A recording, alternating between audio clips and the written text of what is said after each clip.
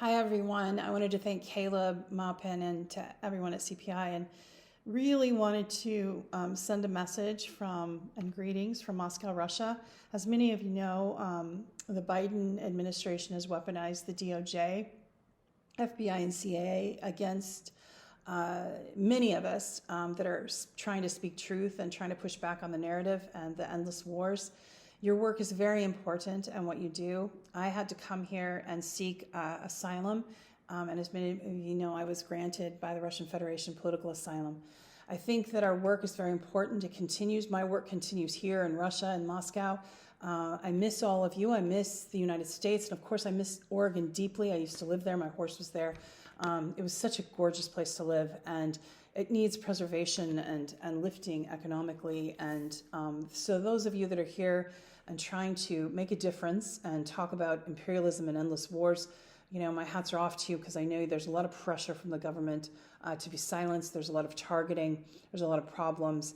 And now we're watching this horrible genocide unfold in Gaza, where Israel is committing war crimes, basically to genocide a whole people, and mostly children. I would say this is a war against children. 70% are civilians and women and children. And Gaza, you know, Hamas is not terrorists, but I would call them resistance fighters, and trying to preserve and fight for their rights and that are being taken away. All of this a very, you know, cynical move by the U.S. and Israel to get at those oil and gas leases off the coast of Gaza, which are worth almost $1 trillion, $1 trillion. And so you have these economics that are in play that are costing civilian lives.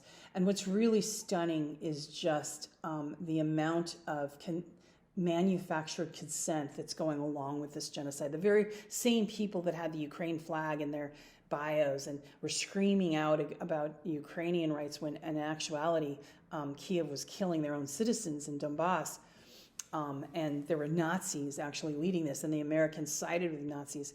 So you have this going on, and now the same people are cheering on a genocide of Palestinians, which is steeped in racism, you know, against brown and black people, which is it's steeped in anti-Muslim, you know, rhetoric. It's also steeped in the fact that they are simply taking advantage of a population that's been held in an open-air prison.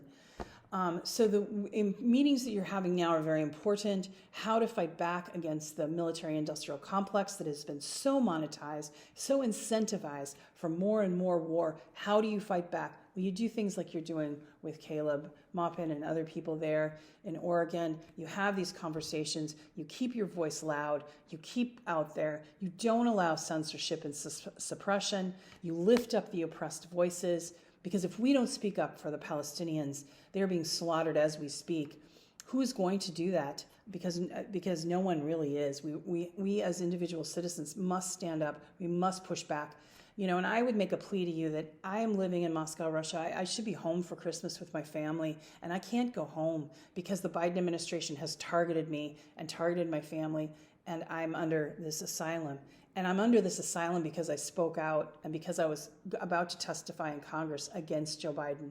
And you know, a couple weeks before I was about to testify, you know, I was told that my life was in danger and that I was better off staying here. And so I have done so.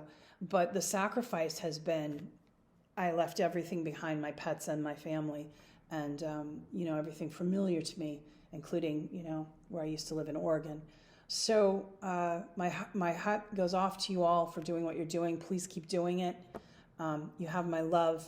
You have my solidarity. Keep fighting.